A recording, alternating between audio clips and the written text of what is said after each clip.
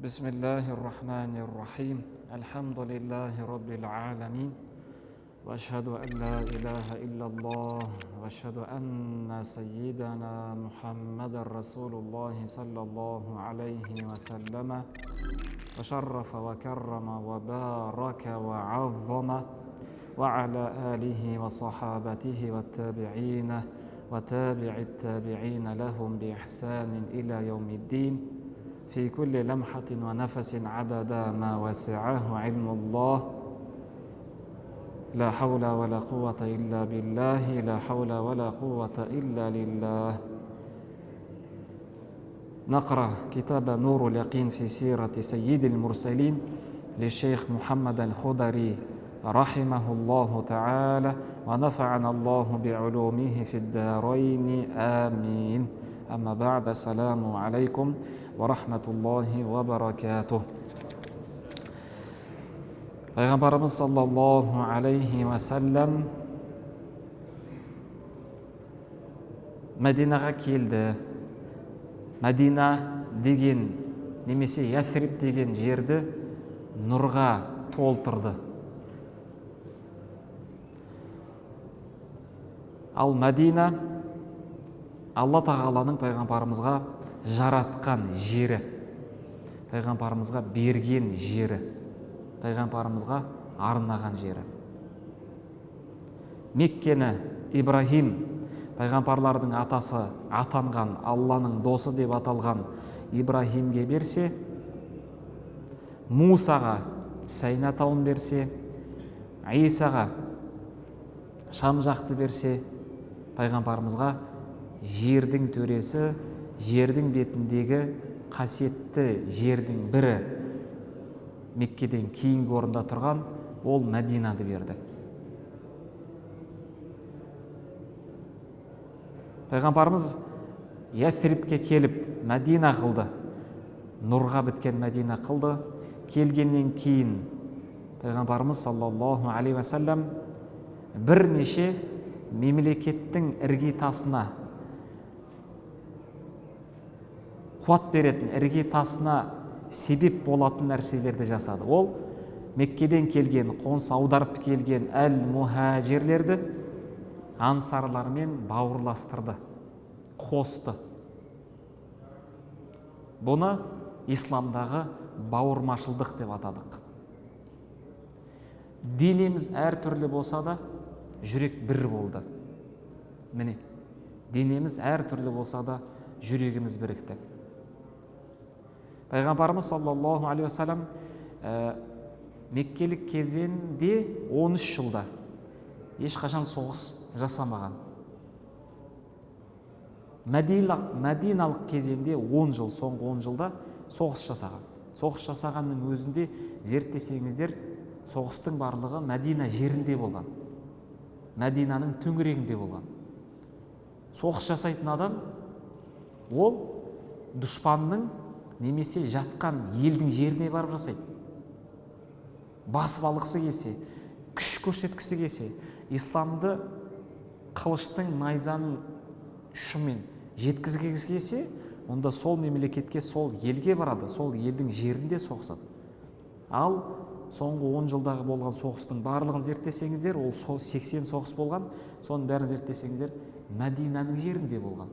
Демек, пайғамбарымыз бастаған сахабалар, пайғамбарымыздың өзі бар, ешқашан соғыспаған, бәлкім қорғанған дейді. Біз осыны жақсы білу керекпіз, сондай-ақ дәлелдеп жеткізу керекпіз. Себебі ислам жер бетінде қалай тарады дейді? Күшпен тараған, қорқытқан дейді. Олай емес. Пайғамбарымыз саллаллаху алейхи уассалам соғыстардан қайтып келе жатып, сахабалар айтқан, біз кішкентай жихадтан, кіші күрестен қайтып келе жатырмыз, үлкен күреске деген. Бұны баршамыз білеміз, естіп те жатырмыз. Бірақ мына бір қырын көпшілік айта бермейді, ұмытып кетеді. Немесе Алла тағала ол қырын ашпайды. Пайғамбарымыз саллаллаху алейхи уассалам өзі бастаған соғыс. Қай мағынада? бастап шыққан пайғамбарымызбен болған соғыс қайтып келе жатыр. Ненің мағынасы? Нені білдіреді? Қайтып келе жатқанды айту себебі болды. Енді сендер соғыспайсыңдар деген сөз. Қандай соғысты айтып жатыр, соғыспайсыңдар деп? Қылыш алып, сендердің бастарыңды біріктіріп, енді мен сияқты майданға шығып соғыспайсыңдар деген сөз. Себебі пайғамбарымыздан кейін 4 халифаның 4-еуі де соғыспаған. Кім ғана? Абу Бәкір 2 жыл отырған. Омардың кезінде ғана көп соғыс болған. Османның кезінде көп соғыс болмайды. Алидің кезінде де көп соғыс болмайды. Одан кейінгі халифаларда, бертін келетін халифаларда өз арада соғыс болып кеткен. Мұсылмандардың ішінде соғыс болып кеткен. Билікке, таққа соғыс пайда болған. Демек, мұсылмандардың басын біріктіріп, жалау көтеріп, кәпірлермен майданға шығып соғысу кіммен болады екен? Пайғамбармен болады екен. Пайғамбардың өзімен болады, пайғамбарымыздың қатысуымен болады. Пайғамбарымыздың қатысуымен болған соғыс ол әділ соғыс. Пайғамбарымызбен болған соғыс ол мейірімділік соғыс. Пайғамбарымызбен болған соғыс ол қайталанбайтын соғыс. Себебі пайғамбарымыздың өзі қатысқан соғыс 21, 23, 24, 25 таласты. Зерттеп көріңіз, мейірім ғой. Сол 10 жылда соғыстан шыққан, сабақта айтамыз оны алда, тағы да қайталаймыз, жаттап алу керек. 10 жылда соғыстан шыққан шығын дейді ғой, адамның шығыны. Білесіздер ме қанша болған? 10 жылда 1100 ғана болған. 1100-ақ. 10 жылдағы соғыстың нәтижесі 1100 адам ғана. Оның 800-ге жуығы кәпірлер. Қалған 300-і мұсылмандар. 10 жылда болған соғыстың шығыны осы. Ал екінші дүниежүзілік деп жатады ғой, соғыста қанша адам шығындалды? Японияға тасталған бомбаның шығыны қанша адам? Ол тұрмақ соғыс емес. Бейбіт күні қаншама адам өмірден өтіп кетіп жатыр, себепсіз. Жол апатынан, мысалға араб мемлекеттерінде жол апатынан бір жылда 2 миллион адам өліп кетеді. Міне, соғыс бола тұра, соғыстың салдарынан, нәтижесінде кәпірлер тарапынан 800 ғана, мұсылмандардан 300 ғана.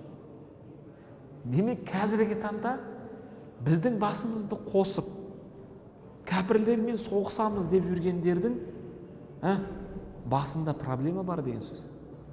Жихад қылу керек деп жүргендер адасып жүр деген сөз. Себебі пайғамбарымыз не деді? Жихадтан келе жатып, нені жапты? Соғыстың есігін жауып тастаған. Ненің есігін ашты? Ненің? Әр адам өзімен күресті бастасын деді. Сонда ол кісі сахабалар айтқан жоқ. Сахабалар, олар пайғамбарымыздың қасында жүріп тәрбиесін алады, қалай да өздерімен күреседі олар. Жарысады, бізге өнеге болу үшін. Демек, ол кісі майданнан қайтып келе жатып, кімге меңзеп айтып жатыр? Бізге айтқан. Болды, енді соғыспайсыңдар сендер. Соғыс болмайды. Соғыс алмайсыңдар да, себебі соғыс үшін, жихад қылу үшін кім керек? Пайғамбар керек. Ал қазіргі таңда кейбір мұсылмандар түсінбеген, пайғамбарымыздың өмір баянын оқымағандар кәпірлерді өлтіру керек, жихад қылу керек деп не істеп жүр? Адасып жүр. Енді жихад қашан болады жер бетінде? Білесіздер ме? Қашан болады? Мәхдидің бастауымен, сосын кімді күтеді Мәхди ар жағында? Иса алейхиссалам. Сонда қараңыз. Тарихты қосыңыз. Жихадты бастап тұрған, істеп тұрған кім? Пайғамбар. Мына жақта пайғамбарымыз ақыретке таяу. Кім келеді? Иса келеді, жихад жасайды. Исаның жихады не болады? Жер бетінде кәпірлерді жоқ қылады. Болды. Көрдіңіз ба? Сонда жихад деген бұл амал, құлшылық. Құранда айтылған, оны жоққа шығаруға болмайды. Бар нәрсе. Бірақ ол кіммен болады екен мәселе? Кіммен? Пайғамбармен болады екен. Неге? Себебі пайғамбармен болса, онда біз сахабалар сияқты соқсамыз.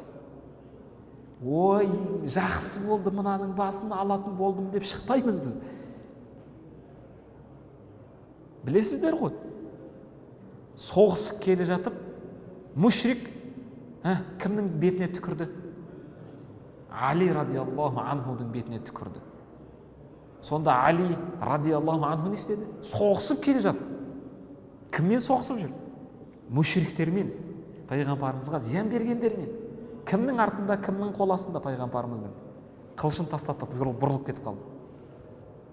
Демек, сондай біз қасиетімізді шығарып көрсету үшін кім бастау керек бізді? Пайғамбарымыз бастау керек. Соңында сұрады ғой, сен неге қылышын тастап кеттің дегенде, мен сол кезде сені шапқанымда, өлтіргенімде не деп айтты? Нәпсім, өзім үшін өлтірген болам деді. Міне, жихад деген осындай жихад. Сонда ол кісі қарама қарсы тұрған, қылышты көтеріп сені өлтірем деп келген, жер бетінде пұтқа табынушылықтан басқа құдай жоқ деп тұрған. Сол үшін келді ғой шайтанның әскері, тағуттың артында жүрген.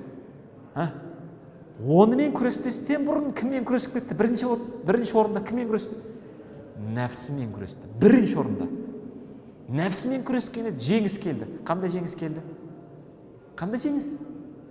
Анау иман етті ғой. Бұл қандай дін деді ғой? Бірден иман етті. Бұл кімнің бастауымен болған? Пайғамбарымыздың бастауымен. Ал бізді қазір біреу шығып бастасыншы, тонап, өлтіріп, зорлап, басын кесіп, оны әлеуметтік желіге салып, мазақтап, ал пайғамбарымыздың бастауымен болған соғысты оқыңыздар. Мейірім.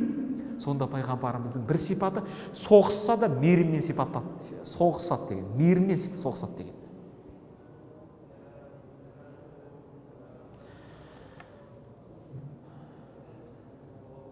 Демек, бізге қазір кім керек? Бастайтын бастаушы керек емес бізге. Бізге не керек? Нәпсімізбен күрес керек. Әр адам нәпсімен күресті бастасыншы.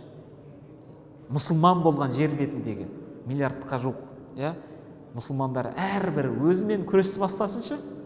Күресті бастаған күн біз біргеміз. Күресті бастаған күні біз жеңеміз. Жоқ, біз мынандаймыз да, біреу келу керек. Кім келеді екен? Қашан келеді екен? Маған түскен жауапкершілікті біреуге тастай салған оңай. Сондаймыз біз, сонда болып кеттік қазір. Өзімізді жазғырмаймыз, сөкпейміз. Мен аппақпын, мен тап-тазамын. Жоқ, маған міндеттелмеген. Неге имамдар айтпайды? Неге имамдар жақсылыққа шақырмайды? Көрдіңіз бе? Адам өзінің басын алып қашады. Біреу керек та, соған бәрін тастайсақ отырады. Ай, жүр ғой анау деп. Жоқ, сөйтсек, пайғамбарымыз сол кезде есікті жапты да не деді? Жоқ, жер бетінде жихад бол, жоқ.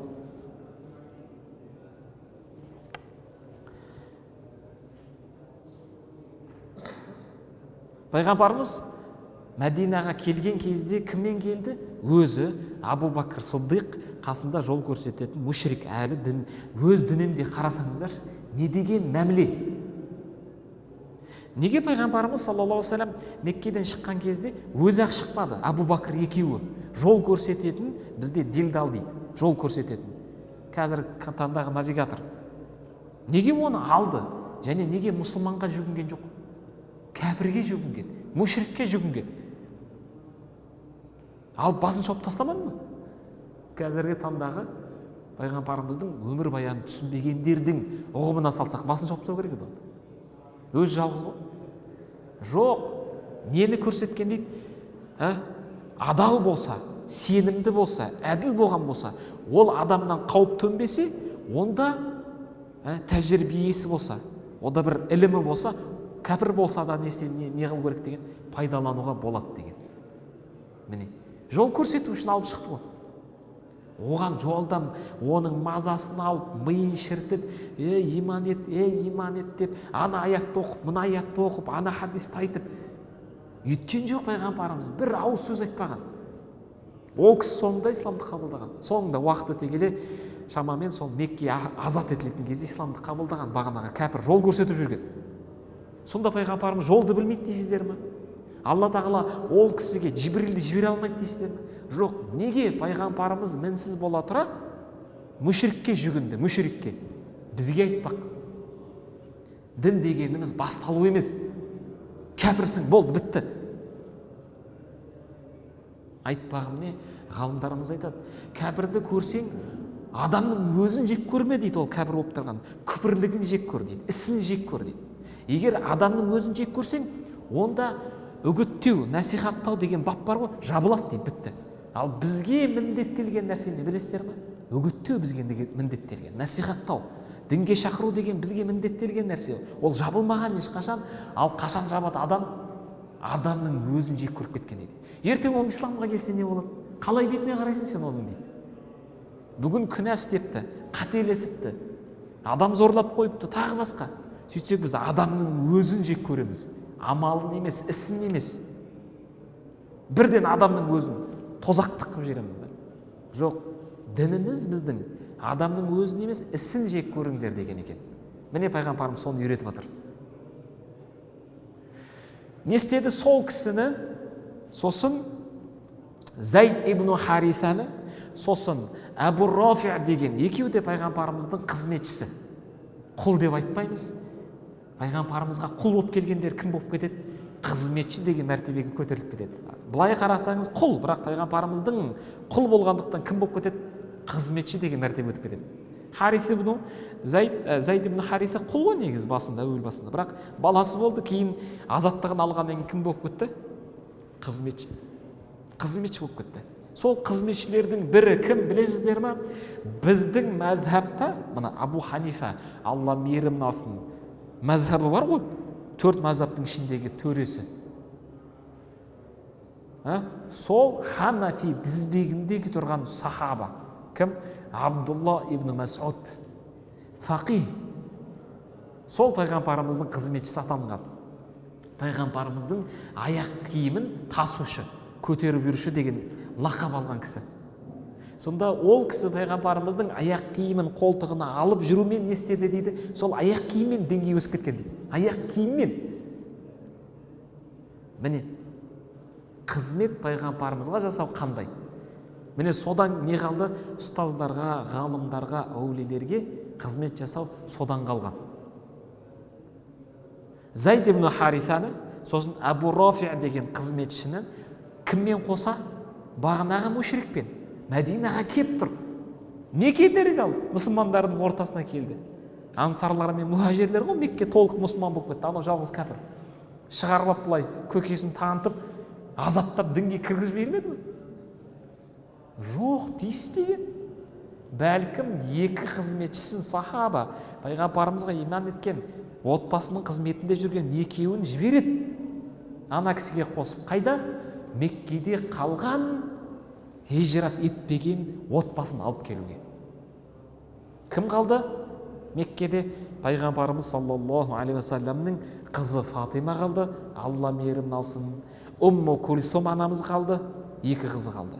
Сосын Хадижа анамыздан кейінгі Айша анамыздан бұрын тұратын бірінші анамыз, Хадижа анамыз өмірден өткеннен кейін бір ай өте үйленген, некелескен Сауда бинту Зам'a деген анамыз қалған, алмаған сапарда.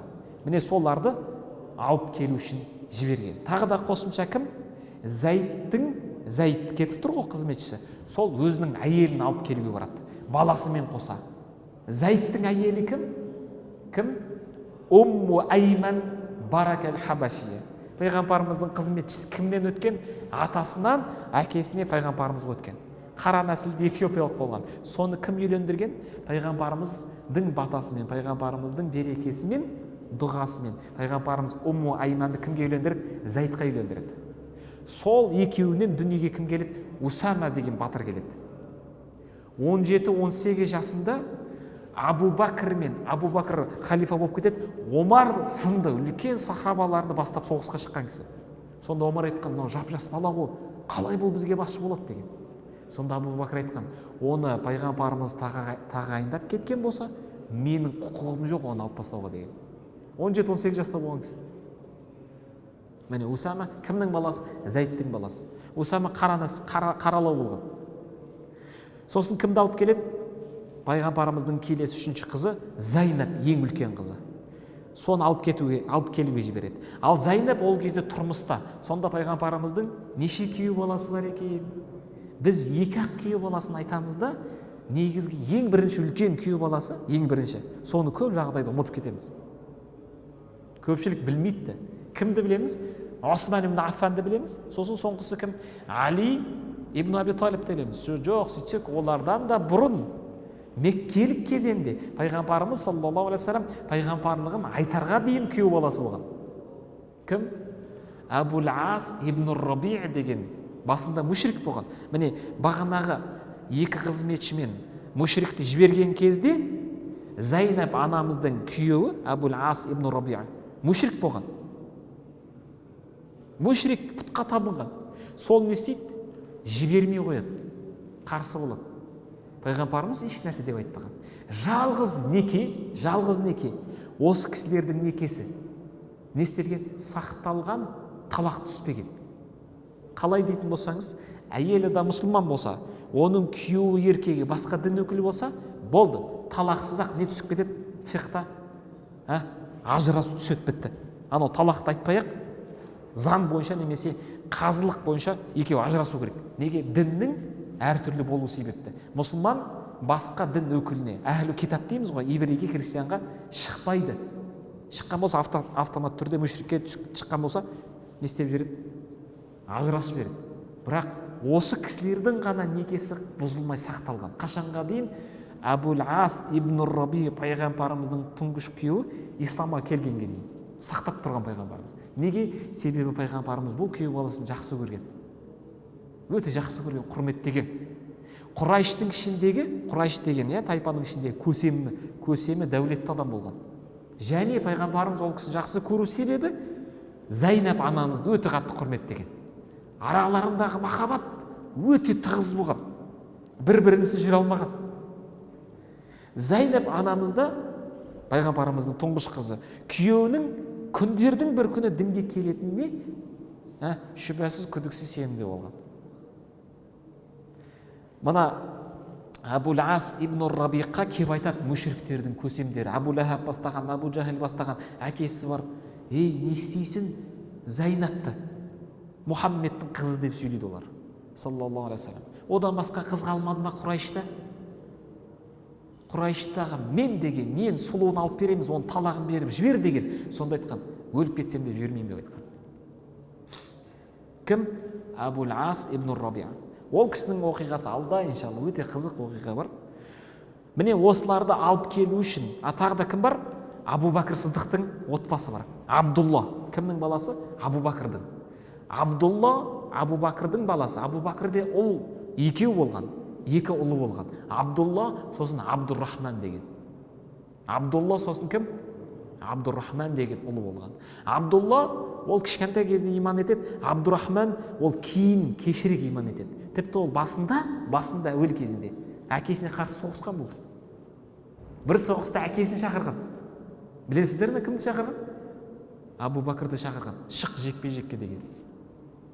Абдуррахман есімі. Сонда пайғамбарымыз айтқан, сен бізге қажетсің деп айтқан. Мағынасы астырлап сөйлеген пайғамбарымыз. Сен бізге қажетсің. Неге? Пайғамбарымыз көріп тұрады ғой ғайыпты. Сен баласымен шықса, өліп кетеді. Содан айтқан екен, сен бізге қажетсің. Әлі біздің арамызда қызығыңды көрсетіп жүре бер деген сияқты мағынада айтқан. Түсінікті болсын деп жатырмын. Сонда мағынада айтқан меңзеп. Баласы айтпесе жекпе-жекке шақырған. Шықсын деп. Шығып, кетіп бара жатқанда тоқтатқан. Абу Бәкір кейін исламға келген. Кімді алып келді міне? Мына жерде кім айтылып тұр? Абдулла ибн Аби Бәкір, сосын Абу Бәкірдің, Абдулланың анасы Абу Бәкірдің әйелі Умму Руман. Сосын Айша анамыз, бағана Абу Бәкірдің қызы, сосын кім? Әсма, Абу Бәкірдің қызы, Айша анамыздың сіңілісі. Кім кезі тұрмысқа шыққан? Әз-Зубайр ибн Ауам. Ол пайғамбарымыздың әпкесінің ұлы. Сонда Абдулланың сіңілі қарындасы бар, Абдулла пайғамбарымыздың әкесі бар ғой, сол Абдулланың қарындасы пайғамбарымызға әпке болып келеді. Сол кісінің баласы кім? Әз-Зубайр ибн Ауам. Кімге үйленеді? Кімнің қызын алады? Абу Бәкір Сындықтың күйеу баласы болады. Міне осы екеуі Меккеден Мәдинаға келген кезде Әсма дүниеге Абдулла деген баланы алып келеді. Демек, ол кісі Меккеден шыққан кезде аяғы ауыр болған. 9 айға толған. Мәдинаға жеткен кезде Меккеден келгендердің Мәдина жерінде тұңғыш дүниеге келген баласы осы кісілердікі. Есімін кім деп қойған? Абдулла деп қойған. Бұл кісі көптеген Абдулла есімді, Абдурахман есімді көптеген ұлдарды тәрбиелеген. Қателеспесем 5-6 ұл болған. Және өзіне бүйтіп сөз айтқан әйел адамдарға қатысты. Қазіргі таңдағы ойбай мен шығу керекпін, мен бүйту керекпін деп жүрген әйелдерге қатысты пайғамбарымыздың өмірінен өнеге алатын болсақ, Әсма, Алла мейірін алсын, Алла разы болсын, ол кісіге бүйтіп айтқан: мен еркектер сияқты күрес жасамай-ақ қояйын, анау майданға шығып, соғысып, тағы басқа еркектерге міндеттеме көп қой. Соны жасамай-ақ қояйын. Менің күресім үйде болсын. Осы дүниеге Алла берген ұлдарды тәрбиелейін деген. Менің күресім осы болсын деген. Өзінің өмірінде сөйтіп айтылған. Сөйтіп 6 баласы бола ма, 5 баласы бола ма, бәрін қари қылған, және бәрі жихадқа шығып майданда қайтыс болған. Соның бірінші тұңғышы Абдулла. Міне, мен сыртқа шығып күреспей қойайын, менің күресім балаларым болсын деген. Осыларды алып келуге жіберген екен. Сонда демек не деген сөз? Бұл жерде тағы бір сабақ жатыр. Пайғамбарымыз не істеп жатыр? Өзі кеп бірінші Мәдинаны не істеді? Нұрға бітірді. Жайғастырып, былай айтқанда реттеді деген сөз. Бейбітшілік, тыныштық, қауіпсіз ба дегенді рет білгеннен кейін не істеді? Адамды жіберіп, отбасын алдырып жатыр.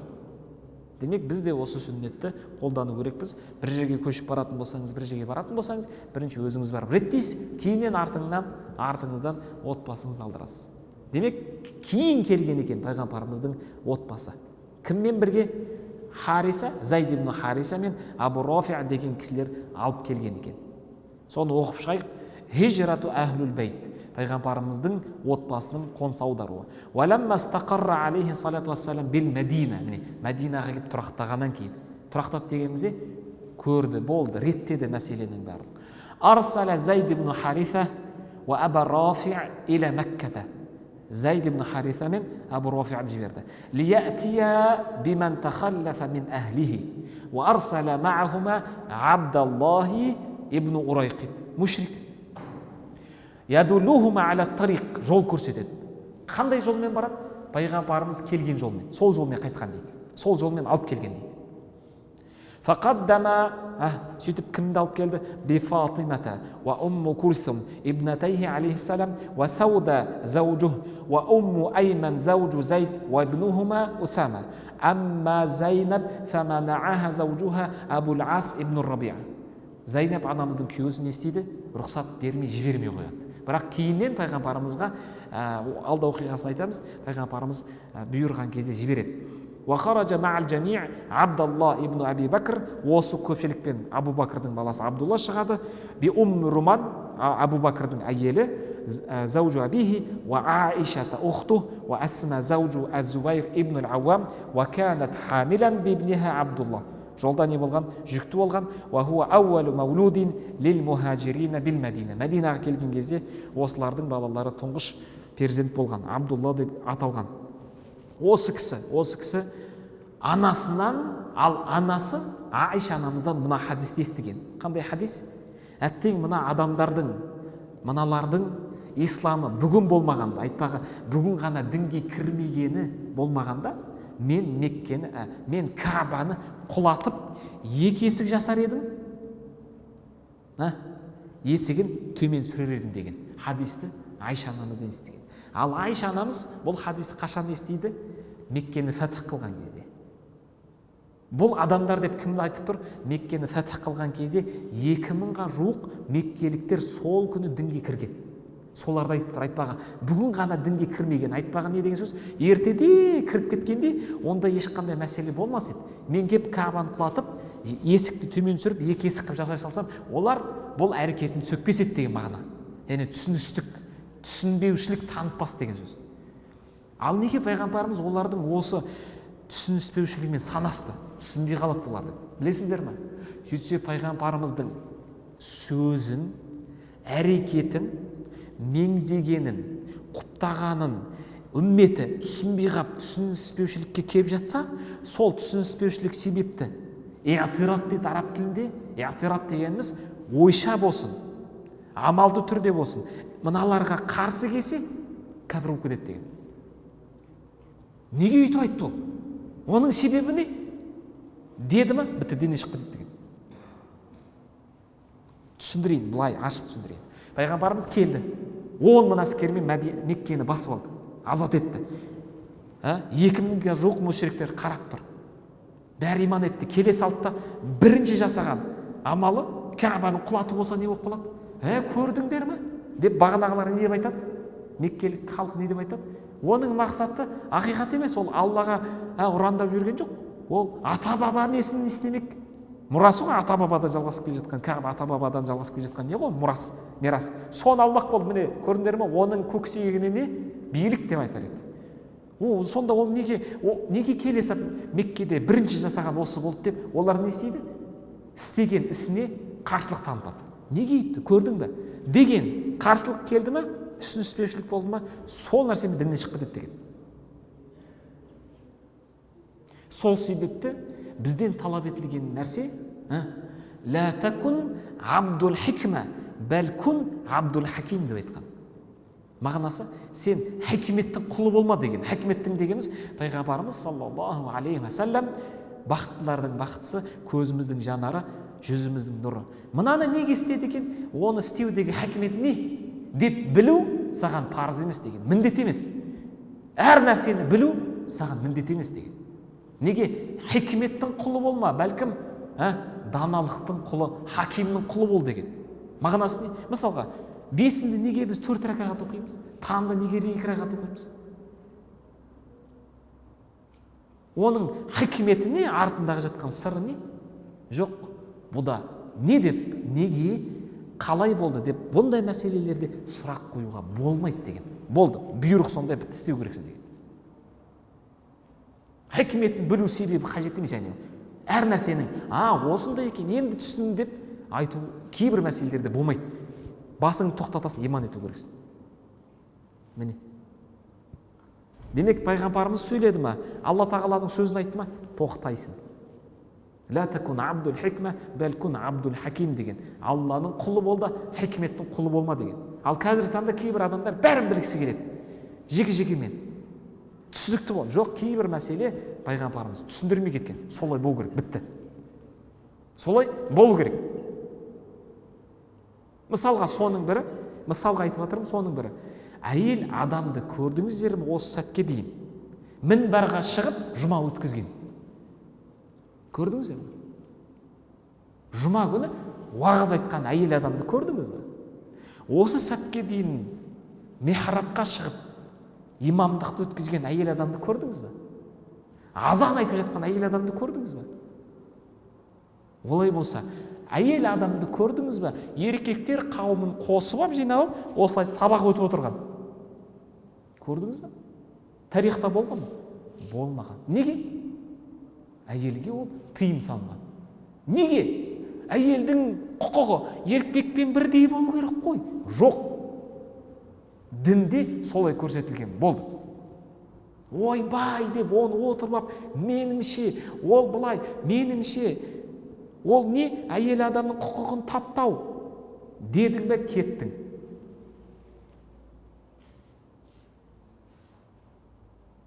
Керісінше, ислам діні әйелдің құқығын сақтаған, әйелдің мәртебесін көтерген осы ислам діні. Мысалға айтып жатырмын. Көрдіңіз бе? Оның себебін біле алмайсың. Тіпті оларға парыз емес мешітке келу, білесіздер, мешітке келу парыз емес. Неге ал? Білмейсің. Алла солай бұйырған, болып бітті. Себептері бар, бірақ оның бәрін білу шарт емес.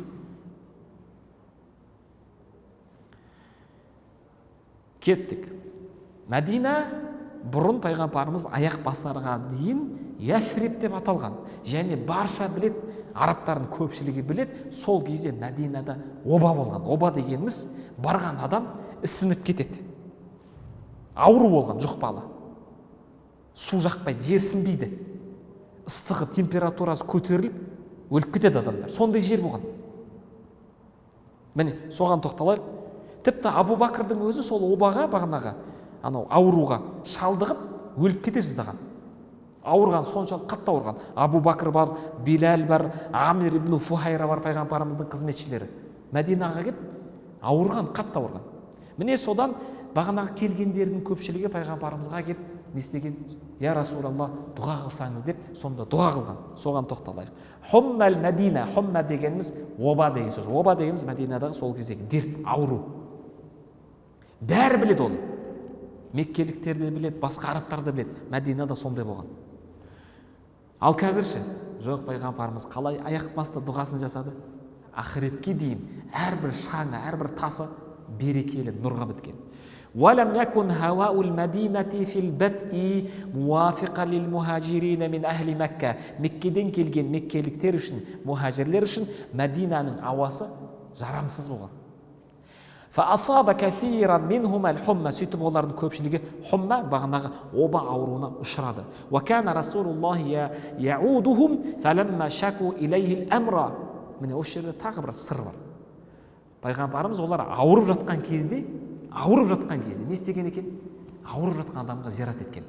Қараңыз, сонда келе сап, я Рабб, Раббым, мына обаны кетірші деген жоқ. Зиярат етті деп тұр. Демек басында не істеген? Сол қалай? Сол жердегі жағдай қалай? Алланың бұйрығы қандай? Мұрадулла, ирадатулла, Алланың қалауы қандай? Сол қалпында жүрген да. Я Рабб, мынаны өзгертші. Мына не болып кетті демеген. Қашан дейді? Фәләммә шаку илейхи. Олар кімдер?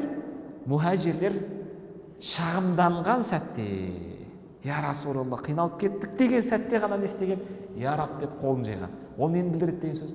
Бірінші сен Алланың жазғанына, бізде оны тағдыр дейді. Тағдыр дегенімізде қадар деген сөзден алынған. Қадар дегенімізде Алланың мөлшері деген сөз. Біз тағдыр деп тікелей алып алғанбыз. Негіз оның мағынасына тоқталу керек, сонда мәселе жеңілдейді.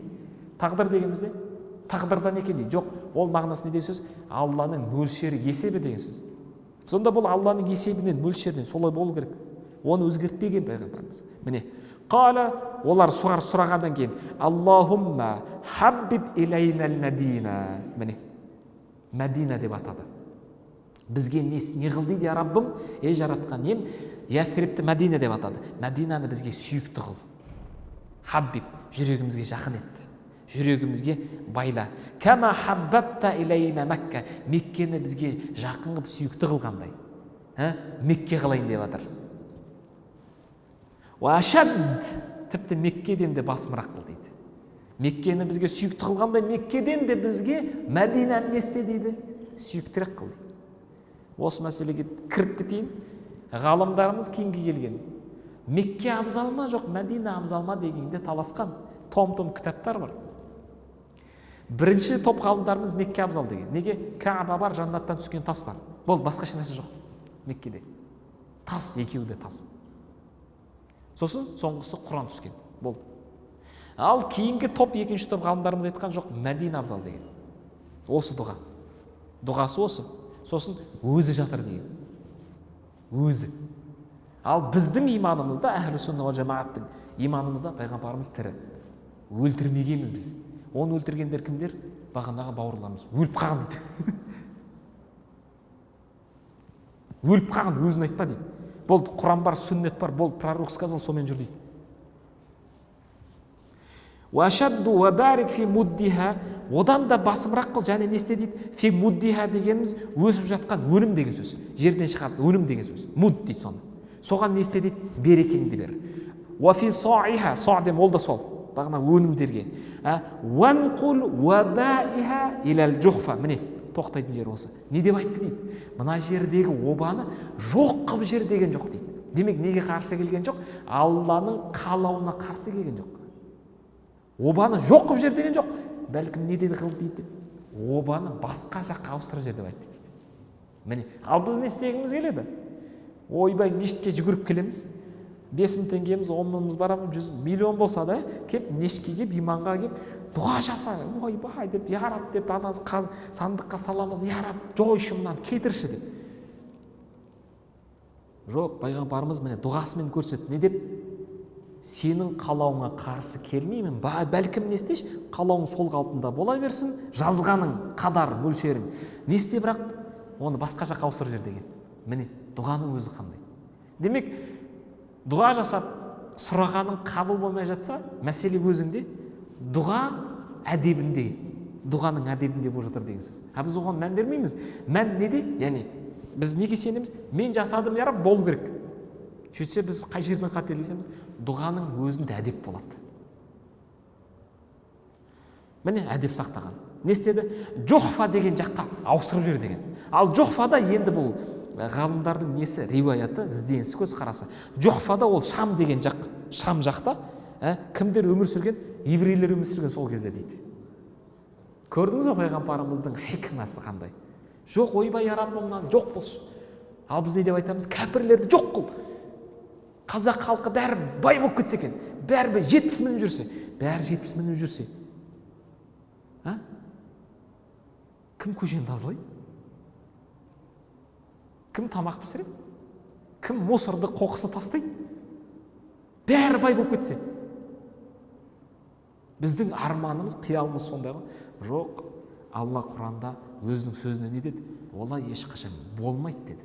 Бұл өмірдің сүннеті сондай. Адамзаттың бәрі исламды қабылдамайды.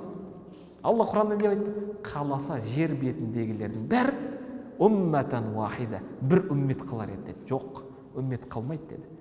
Міне сол Алланың сүннеті деді. Әртүрлі болу керек. Таласта болу керек біз. Иман еткендер болса, кәпірлер болу керек. Иман еткендердің ішінде мұнафиқтар болу керек. Иман еткен ішіндерде тақуалар, әулиелері болғандай, әлсіздері болу керек. Байлары болғандай, кедейлері болу керек. Дені сау адам болғандай, мүгедектер болу керек. Ал сен осы сөзіңмен, осындай ойыңмен не істемексің дейді? Құдай болғың келіп тұр дейді. Бәрін байғып жүрсең, бәрі чотки болса, бәрі әдемі өмір сүрсе, Қазақстанның байлығы әр адамның өзінің үлесінде болса.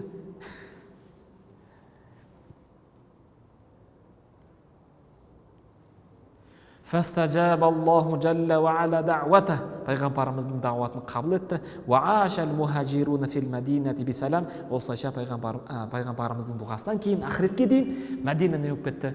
Мәдинатун мунаввара, Мәдинатун мубарака. Мәдинатун не болып кетті? Жаннат болып кетті. Мәдинаның ғалымдарымыз айтқан, Құранда келген есімі бар. Мәдинаның білесіздер ме? Әд-Дар. Құранда келген. Ясриб, Мәдина. Тағы да 100-ге жуық есімі бар Мәдинаның. 100-ге жуық. Ал қағида біліңіздер, қандай бір нәрсенің есімі көп болса, онда сол нәрсенің шарапатты, ұлық екеніне дәлел деген. Оған дәлел, біз өзіміздің туған жеріміз демейміз. Көп деген есіммен атаймыз. Оның ненің белгісі? Туған жерің қымбат деген сөз. Сол себепті жақсы есімнің бәрін неге бересің? Туған жеріңе бересің. Тағы да бір дәлел. Анаңды сен көп деген жақсы есімдермен атайсың. Ненің мағынасы? Ненің белгісі? Анаң құрметті деген сөз. Сол себепті бір сөзмен тоқталмайсың. Әкең жақсы көресің нені? Сол жақсы көрген нәрсені көп деген есімдермен атайсың. Демек ол нәрсе ұлық деген сөз. Тура сол сияқты пайғамбарымыздың да айтып жатырмыз, 1000 есімі бар. 800, 700, бір ғалымдарымыз 300, бір ғалымдарымыз 201 есімге жеткізген. Демек есімнің көп болуы неге дәлел? Аталған нәрсенің ұлық, сүйікті екеніне дәлел деген. Міне сол Мәдинаның 100-ге жуық есімі бар. Иншалла, қазір оны айтамыз. Енді Меккеде кімдер қалды? Меккеде түгел бәрі көшіп кетті ме? Жоқ, Меккеде мұсылмандар бар, не істей алмай қалған, қоныс аударып шығып кетуге шамасы болмаған әлсіздер қалған олар сол жерде. Қашанға дейін? Мекке азат етілгенге. Сонда қанша жыл қалды олар? 10 жыл сол жерде болған. Ман'ул мустад'афина минал хижра. Анау қоныс аударуға шамалар жетпеген әлсіздерге не болды енді? Аналар көбісі кетіп қалды ғой, жасай алатындар. Аналар әлсіз болды, оларға мүшриктер не істеді? Тыйым салды, кедергі жасады. Содан олар қалды.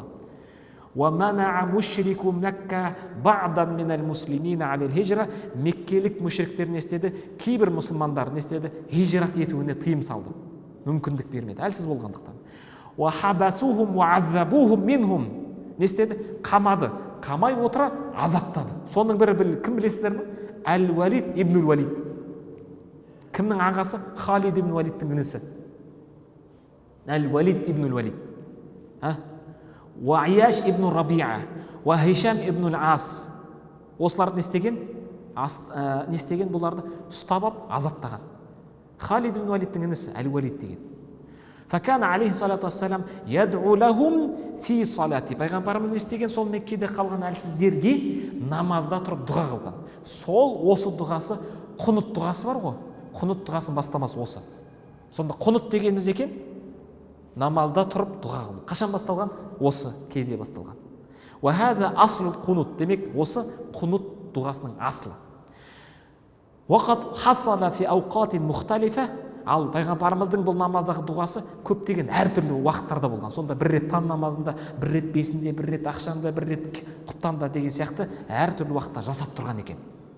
Ва махаллин фи салати мухталифа. Және сондай-ақ әртүрлі намазда жасаған. Факана фи утрил иша. Кейде не істеген?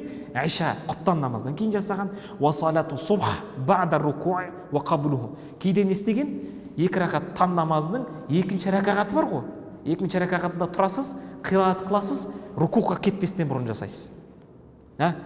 Фаруя куллу сахабийин нараху. Сөйтіп не істеді? Бағанағы дұғаны, біз құнут деп жатырмыз ғой. Сол дұғаны сахабалар не істеді? Көріп риуаят етті. Демек олар нені көрді? Біреу неге қатысуы мүмкін? Құптан намазына қатысуы мүмкін. Құптанға қатысқан адам нені риуаят етеді? Соны риуаят етеді. Түсінікті ме? Біреу таң намазына қатысады, ол таң намазындағысын риуаят етеді. Басқасы басқа бір намазына қатысады да, ол көрген риуаят етеді. Сөйтіп сахабалардың жеткізген риуаяты әртүрлі болуымен не істейді? Құнутқа қатысты кейінгі ғалымдарымызда әртүрлі пікір пайда болады. Сөйтіп 4 мазхабқа келетін болсақ, Абу Ханифа рахимахулла не деп айтты? Өтір қашан болу керек? Құптанда деді. Түсінікті ме? Өтір қашан болу керек? Құптан намазынан кейін. Құптан намаздан кейін. Түсінікті ме? Сосын жыл бойы болады деді. Құптан намаздан кейін жыл бойы деді. Түсінікті ғой. Жеке-жеке тұрамыз да, 2 ракағаттан кейін 3-ші ракағатты жеке оқимыз, жеке. Сол ракағатта тұрып, неге кетпестен бұрын? Руку сәжде кетпестен бұрын жасаймыз. Сосын Рамадан айында ғана не істейміз біз? Жамағатпен дауыстаймыз. Түсінікті ме? Бірақ жыл бойы тоқтамайды. Ал имам Шафиға келетін болсақ, Алла ол кісіні мейірімін алсын, ол кісі не істеді? Кез келген жағдайда, жағдай туындаса, жағдайға қарай, кез келген намазда жасай бересін деді. Бірақ қалай? Намаздың соңында, мысалы таң намазында болса, көбісі таң намазын жасайды, оларда таң намазының 2-ші ракағаты турасында не істейсің? Дауыстап тұрып жасайды кәдімгідей. Бірақ оларда не бұл? Жыл бойы жасамайды. Қай уақытта көбірек жасайды? Рамаданда көбірек жасайды. Сол себепті олар 8 ракағат немесе 20 ракағат оққаннан кейін соңғы ракағатта 19-20-да тұрып алады да жарты сағаттай дауыстап дұға қылады. Құнут сол. Ал имам Малик болса, кімдікін алады? Имам Шафиға қосылады. Кішкене қосылады сол жерде. Ал имам Ахмад ибн Хамбал болса не істейді? Бізге қосылады. Біздің нені ұстанады. Түсініңіздер ме? Міне. Демек пайғамбарымыз саллаллаху алейхи ва саллям не істеген екен? Намазда тұрып дұға жасаған, сол құнут дұғасының асылы, және сол дұғаға кімді қосқан білесіздер ме? Я Раббым деп, мына пәленше деп пәленшелердің есімін атаған екен. Әл-Валид ибн Валид, Ияш ибн Рабиа, Хашим ибн Ас деп не істеген? Әр адамның есімін айтып тұрып не істеген? Дұға жасаған. Міне, құнут дұғасының бастамасы осы екен. Жақсы, Мәдинаның есімдерін айтып кетейік. Мәдинаның 100-ден астам есімі бар. Соның біріншісі, баршамыз білетін Мәдинатун Мунаввара. Екіншісі, Жаннат. Үшіншісі, Рауда. Төртіншісі, Уадул Ақиқ. Сосын, Келесі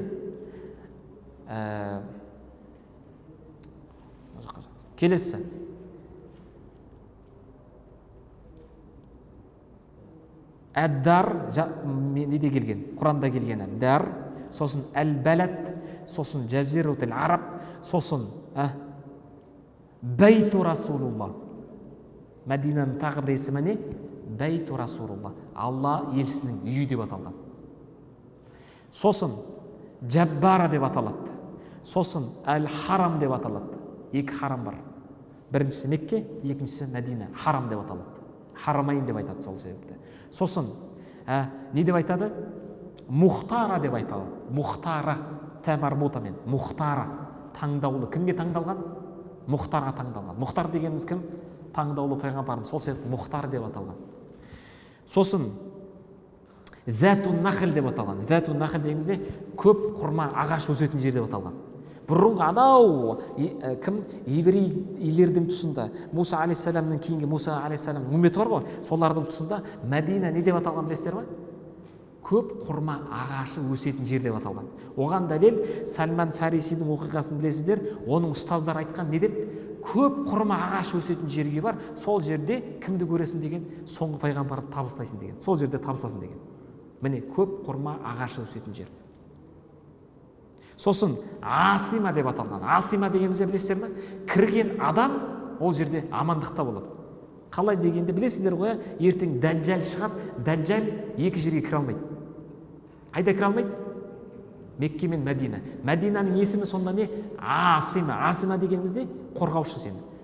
Неғып қалады? Өзінің қамқорын алып қалады. Меккеде сондай қасиет бар ғой, білесіздер. Оны кім берген? Алла берген. Құранда айтады ғой. Не деп айтады? Уәмән дахалаха кәна әмина дейді. Кімде-кім Меккеге кірген болса, ол амандықта дейді. Тіпті фиқта ашып қараңыздар, фиқта ашып қарасаңыздар, сыртта басқа жерде біреу адамды өлтіріп, қылмыс жасап, Меккеге, Кәбаға кірсе, ешкімнің құқығы жоқ. Оған зиян беруге, оны өлтіруге, оны соттауға деген. Қашанға дейін? Меккенің харам деген несі бар ғой, шеңбері, содан шыққанға дейін. Не істейміз деген, ол жатып алады оның ішінде деген. Не істейміз деген, анау лауазымды бағанағы тағайындалған адамдар бар ғой мысалы, иә? Солар не істейді? Қасына барып отырып алады деген дейді. Ұйықтап жатса, ұйқысынан тұрғызып жібереді. Тамақ ішіп отырса, тамағына қарап отырады деген. Не? Сонда бұл не? Ана кісінің мазасын алып не істеп жүру, шығарып жүру деген. Міне, жалпылама 100-ге жуық есімі бар. Мен соның бірнешесін айттым. Осымен тоқтайық. Субханакаллахумма бихамдик нашхаду ан ла илаха илля анта настагфирука ва натубу илайк. Инна Аллаха ва малаикатаху юсаллуна алан наби я айюхаллазина аману саллу алейхи ва саллиму таслима.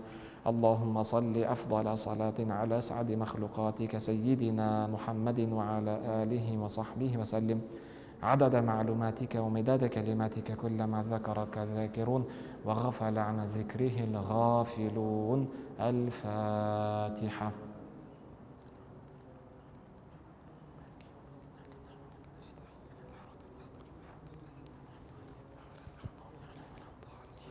اللهم إنا نسألك رضاك والجنة ونعوذ بك من سخطك والنار. اللهم يا حي يا قيوم يا ذا الجلال والإكرام.